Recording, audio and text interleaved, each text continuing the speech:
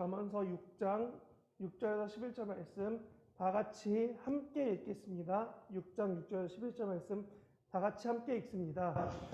게으른 자여 개미에게 가서 그가 하는 것을 보고 지혜를 얻으라. 개미는 두령도 없고 감독자도 없고 통치자도 없으되 먹을 것을 여름 동안에 예비하며 추수 때에 양식을 모으느니라. 게으른 자여 내가 어느 때까지 누워 있겠느냐? 내가 어느 때에 잠에 깨어 일어나겠느냐? 좀 더 자자, 좀 더 졸자, 손을 모으고 좀 더 누워 있자 하면 내 빈궁이 강도같이 오며 내 공핍이 공사같이 이르리라. 아멘. 말씀을 위해 기도합니다. 하나님, 오늘 우리가 말씀을 들으며 왜 하나님이 우리를 선택하시고 이 말씀이 우리에게 들려져야 되는지 고민하고 생각하고 또한 말씀대로 살아갈 길을 결단할 수 있는 우리 고파발교회 고등부가 될 수 있게 하여 주시옵소서. 감사드리며 예수님 이름으로 기도합니다. 아멘. 네, 오늘 목사님이 하고 싶은 말은 이것입니다.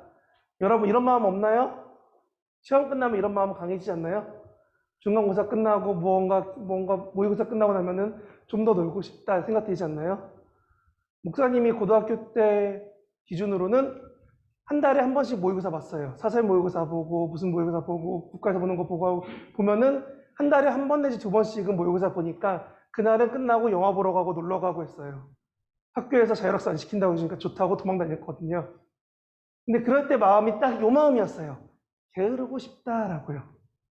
그래서 목사님은 여러분에게 왜 이게 여러분에게 잠언에 있고 어떻게 생각해야 될지를 나누고 싶습니다. 되라. 네. 한번 눌러주시겠어요? 화면에요? 네. 네. 오늘도 나를 잊지 않는 나의 친구. 네. 네, 안 먹네요. 네. 일부러 갖고 왔는데.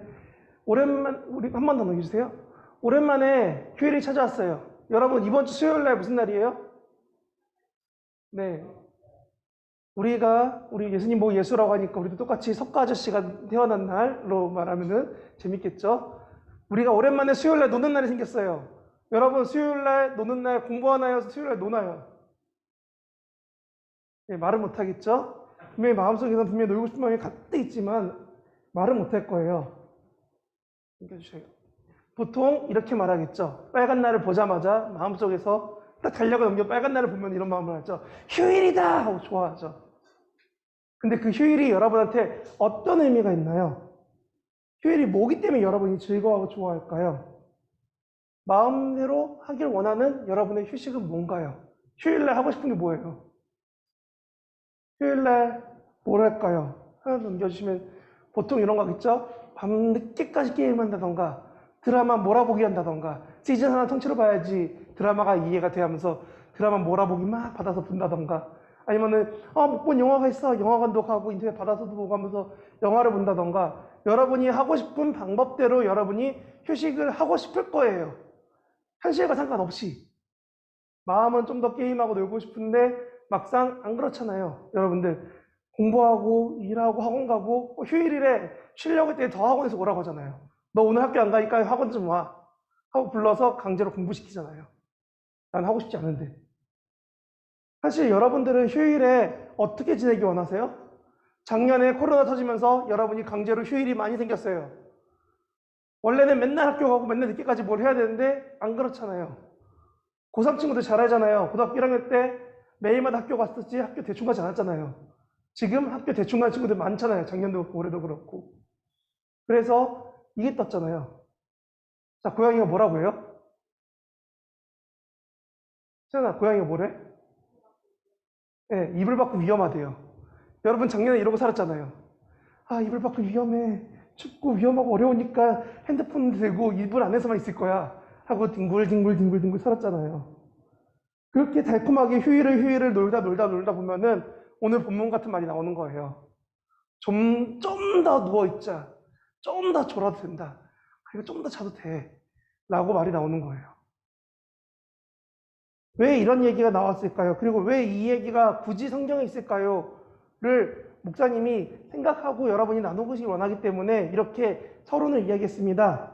그럼 오늘 성경 얘기로 돌아가면은 이런 얘기가 있습니다. 오늘 성경 얘기가 혹시 원조일까요? 자, 한 번만 더요. 이솝 우화라고 우리가 듣고 알고 있어요. 개미와 배짱이는 이솝 우화에 나오는 이야기라고 합니다. 이솝 우화는 아이스포스라는 그리스의 옛날 사람이 했던 말을 모아놨대요. 이 사람은 당시에 노예면서 이야기꾼이면서 사람들 모여있는 곳에서 이야기를 팔고 있던 사람이었어요. 근데 중요한 건 뭐냐면은 잠언과 이솝 우화 중에 어느 게 먼저일까요? 영원쌤 뭐가 먼저인 것 같아요? 이솝 우화, 잠언 어느 게 먼저인 것 같아요? 이솝이요? 이솝 우화가 실제로 많이 읽히게 된 거는 르네상스 이후이기 때문에 한 1400년대, 1500년대라고 생각을 해요. 근데 이 사람이 쓰여졌던 글은 대략 BC 6세기쯤이라고 말합니다. 그리고 잠언은 빠르면 BC 8세기, 늦어도 예수님 태어나기 전이에요. 그럼 무슨 말이냐면은 둘 중에 어느 게 먼저다라고 말하기 어려울 수 있다는 거예요. 워낙 둘 다 나중에 사람들이 쓴 글이니까. 이 아이스포스가 썼던 말이나 글들이 남아서 나중에 르네상스 때 사람들이 찾아서 이런 글이 있었네? 가 아니라 이 사람이 이런 얘기를 했었대 라면서 편집을 한 게 우리가 지금 알게 된 이솝 우화예요. 똑같이 잠언도 솔로몬이 다 쓴 게 아니라 솔로몬부터 해서 여러 사람들이 썼던 게 모이고 정리되고 했던 게 규정된 게 마지막 예수님 시대 이후예요. 목사님이 하고 싶은 말이 뭐냐면은 누가 먼저고 누가 먼저가 아니라는 거예요. 목사님이 하고 싶었던 얘기는 왜 개미와 배짱이 가지고 이야기했냐는 거예요. 솔직히 여러분 생각해봐요. 왜 꼭 개미는 되게 근면하고 성실하고 열심히 살고 배짱이는 맨날 띵가띵가 노는 걸까요? 근데 우리가 봤을 때 배짱이 같은 삶을 사는 사람들이 더 지금 현실에서 잘 살고 개미처럼 살아도 답이 없다라고 말하는 현실을 살고 있는데 왜 굳이 개미의 배짱이 얘기를 통해서 여러분에게 성경에서 말하고 싶은 게 있을까요? 매일마다 공부하면 된다? 매일마다 뭘 하면 된다? 뭔 얘기를 하고 싶은 걸까요? 목사님이 생각하기에는 이 이야기가 하고 싶었던 가장 큰 개미의 교훈은 경험, 노하우, 그리고 한동안 유명했던 이야기 1만 시간의 법칙과 같다고 생각하는 거예요. 목사님이 음악을 잘하진 않아요. 그래서 저기 있는 악기들을 다 치지 못해요. 근데 내가 경원쌤이 쳤던 드럼이 멋있어 보여. 그럼 경원쌤 옆에 가서 드럼을 쳐야지 하고 드럼을 뺏었어요. 쳐야지. 쿵, 따, 쿵, 따. 입은 돼요. 손이 안 돼요. 왜? 훈련돼 있지 않고 익숙하지 않고 안 되니까요. 밖에서 보니까 롱보드가 너무 잘 타는 게 너무 자연스러워 보여. 나도 롱보드를 사야지. 가져왔어요. 탁 타면은 바로 탈 수 있을까요? 그러면 운동신경이 좋은 거죠. 보통 우리는 여러 가지 일들을 배우거나 그게 몸에 습득되려면 여러 가지 게으르지 않고 시간들이 필요합니다. 꾸준히 무언가를 해나갔을 때 그 사람이 그거를 할 수 있게 되고 잘하게 됐을 때 우리는 그 사람이 그거를 능숙하게 한다라고 말을 합니다. 오늘 본문에서는 개미가 마치 일하는 게 능숙하고 배짱이는 일하는 게 능숙하지 않은 것처럼 보여져요. 그렇기 때문에 우리는 단순히 이솝 우화나 이런 잠언을 읽을 때 이렇게 생각하기 쉽습니다. 꾸준히 열심히 살면은 우리 삶은 바뀔까? 여러분 지금부터 공부를 열심히 꾸준히 잘하면은 매일마다 밤 10시, 11시까지 열심히 공부해서 매일마다 안 까먹고 살면은 여러분이 수능 봤을 때 수능에서 5개 이하로 틀리나요? 여러분이 정말 열심히 3년, 4년 동안 공부를 하면은 여러분이 의대 시험, 로스쿨 시험 바로바로 통과하나요? 근데 왜 맨날 앉아서 공부하라 그러죠? 개미처럼 열심히 공부하면 나중에 너희가 뭔가 얻을 거야 라고 어른들이 말씀하시잖아요. 왜 그 이야기 들으면서 여러분이 살아야 될까요? 우리 삶이 공부하면 바뀌나요? 목사님이 생각했을 때 다음 얘기가 중요한 것 같았어요. 예비함이 정답인가 아닌가 고민해야 된다는 거예요. 열심히 노력해서 예비하라고 오늘 본문은 말하고 있습니다. 개미가 열심히 노력해서 나중에 먹을 것이 없을 때 살 수 있었으니까 그렇게 너가 준비하라고 말하고 있어요. 근데 현실은 전혀 안 그래요. 열심히 살았을 때 남는 거는 특별히 보이지가 않거든요. 무언가 목사님 어릴 때만 해도 이런 얘기 많이 들었어요. 너가 있는 용돈을 쪼개서 은행에다가 적금을 넣어놓으면은 나중에 그게 큰 돈으로 돌아올 거야. 근데 목사님이 커서 성인이 돼서 이제 성인 좀 됐죠? 네, 나이가 있으니까 지금 가서 경제적으로 보면은 이런 생각이 들어요. 열심히 돈을 넣어놓으면은 돈에 이자가 붙는 게 아니라 세상에서 물가가 더 빨리 오르는구나. 나는 돈을 열심히 모아도 집을 살 수가 없구나. 라는 생각들이 들어오면은 지금 젊은 세대들처럼 실망하고 어이없어 합니다. 다가올 미래를 예비하고 싶은데 답이 없으니까 우리는 이 말을 고지곳대로 듣지 않고 곡해서 오해해서 듣기 시작했다는 거예요. 내가 공부를 무진장 열심히 해도 어차피 수능 때 성적은 정해져 있는데, 내가 열심히 뭘 해도 답이 보이지 않는데, 내가 뭘 한다고 해서 삶이 바뀌지 않는데 도대체 난 왜 열심히 해야 돼? 라는 여러분 안에서 타협이 생겨버리고 그 타협으로 여러분이 도망가기 시작합니다. 오늘 본문은 그렇게 도망가는 것에 맞냐라고 말하는 것 같았어요. 이렇게 살면은 무언가 바뀌냐라고 말하는 것 같았죠. 좀 더 자자, 좀 더 졸자, 좀 더 누워있자라고 말하는 게 어쩌면 넘겨주세요. 이런 것과 같아요. 작년에 한참 유행했어요. 작년 6월쯤부터 한참 유행했어요. 나는 확진자가 아니라 확진자라고. 집에 있었더니 살만 디릭디릭 쪘다고. 그래서 어느 순간 피트니스 용품들이 엄청 팔렸어요. 왜? 집에서 운동을 해야 나가서 몸매가 유지된다고, 집에 옷이 맞지 않게 된다고 하면서 운동이 많이 늘기 시작했어요. 근데 우리가 여기서 이 본문이 2000년 전, 최소 2000년 전, 많게는 2800년 전에 이 이야기가 우리한테 의미를 주는 거는, 넘겨주시겠어요? 당시의 일당은 가족들이 혹은 같이 사는 사람들이 최소한 하루나 이틀 먹을 수 있는 만큼의 양식을 살 수 있었어요. 그래서 말합니다. 너가 자거나 졸거나 눕거나 편하게 있지 말고 가서 일을 해서 너희 가족들이 먹을 수 있게 해야 되지 않겠니? 당시의 사람들은 그렇게 조금이라도 살아갈 수 있게 하는 것들이 옳다라고 여기며 살아왔어요. 근데 지금은 온전히 하나님을 알기에도 부족한 삶을 살고 있습니다. 아니, 게으르면은 살 수가 없는 지배구조에서 대부분의 사람들이 열심히 일을 했어요. 게으를 수 있는 건 무언가 가진 사람들만의 상황이었죠. 근데 오늘 본문처럼, 본문 성경은 말합니다. 개미처럼 너가 열심히 준비하고 예비해서 나중에 힘들지 않고 어렵지 않게 되는 것이 너의 삶에 도움이 될 거야 라고 말합니다.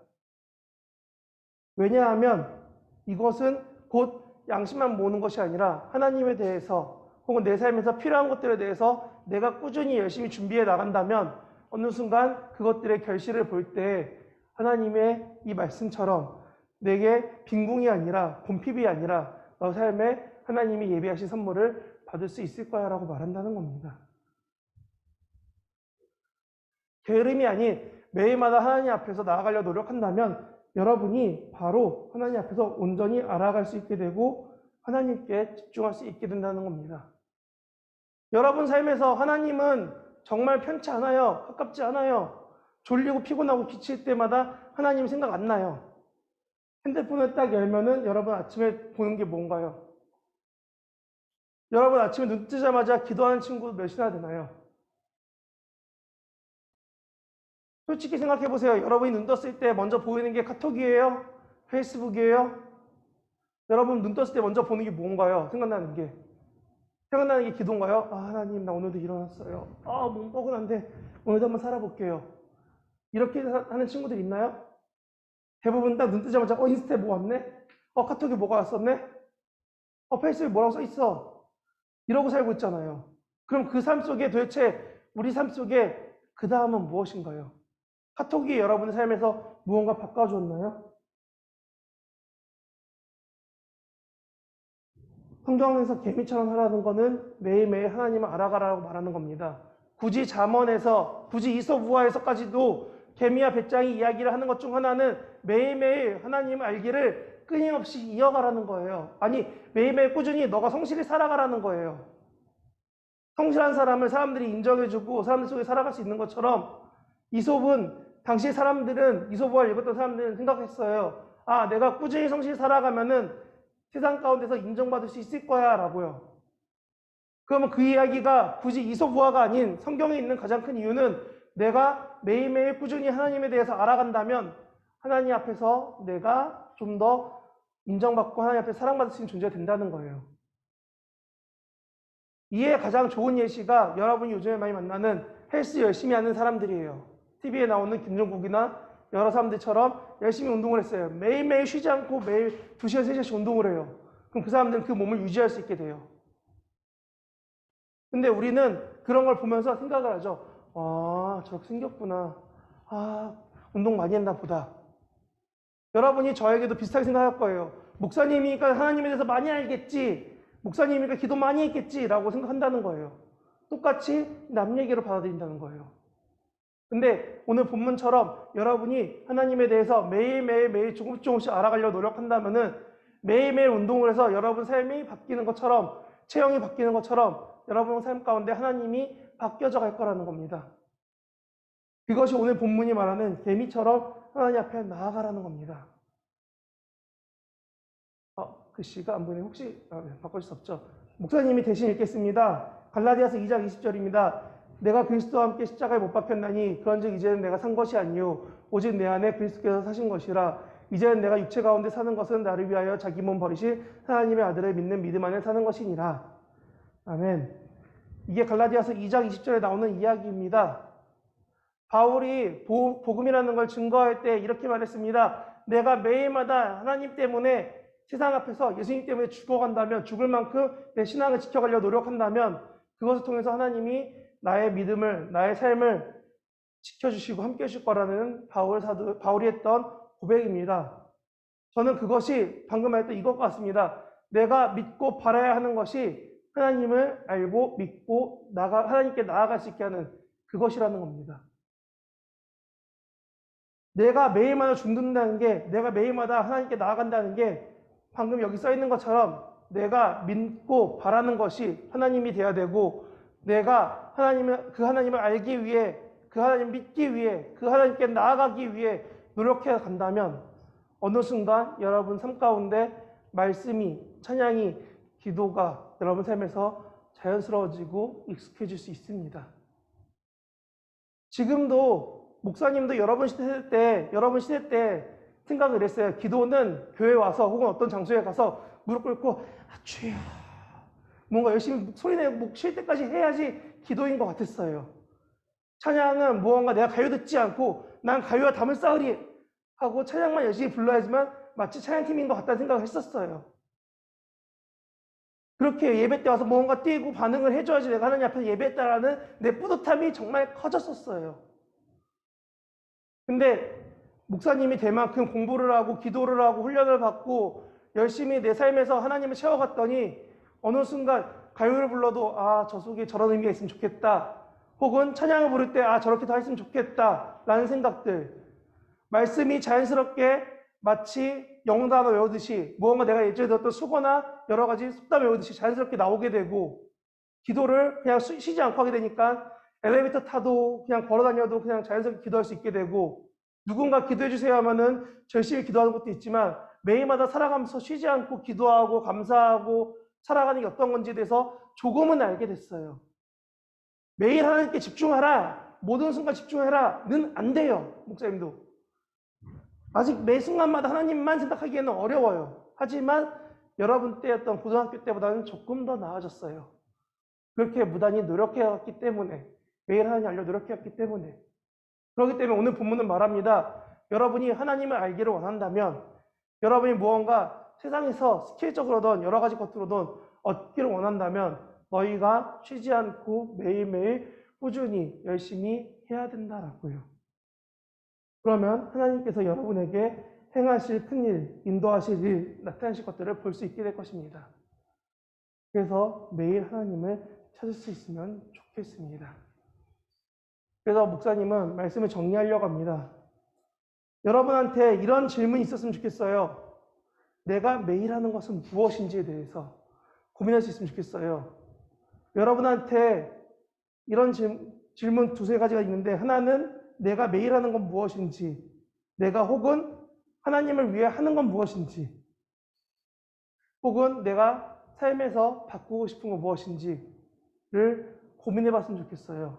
찬양을 하고 기도할 때 여러분 삶에서 정말 내가 매일 하는 것 중에 하나님에 대한 게 몇 개나 있는지 어떤 게 있는지 한번 생각해 보고 그것들을 떠오르고 생각나는 게 있다면 그거 가지고 있다가 공과 때 선생님들과 나눌 수 있으면 좋겠습니다. 내가 매일마다 하는 것들 가운데 하나님에 대한 게 얼마나 있는지 찾아보고 고민할 수 있는 우리 구파발교회 고동부 됐으면 좋겠습니다. 기도하겠습니다. 하나님, 우리가 혼자는 살 수 없습니다. 하나님, 우리가 하나님을 알고 싶다라고 생각을 하고 아무리 결정하려고 살아가려고 해도 우리 삶에서 우리의 능력으로 우리 홀로만은 살아갈 수가 없습니다. 하나님, 우리가 하나님을 알아갈 수 있게 선택할 수 있게 하나님만 바라보면서 가려고 결단할 수 있게 우리와 함께 하시는 성령님을 통하여서 우리로 하나님께만 집중할 수 있게 하여 주시옵소서. 아니, 삶에서 하나님이 순간순간 떠오를 때마다 외면하지 않고 그 순간마다 하나님을 생각할 수 있게, 말씀이 떠오를 수 있게, 기도할 수 있게, 찬양이 흥하고 수 있게 우리 삶 가운데 하나님이 함께하여 주시옵소서. 하나님께만 나아갈 수 있도록 우리를 지켜 주시옵소서. 감사드리며 예수님 이름으로 기도합니다. 아멘. 같이 찬양하시겠습니다. 내가 매일 기쁘게.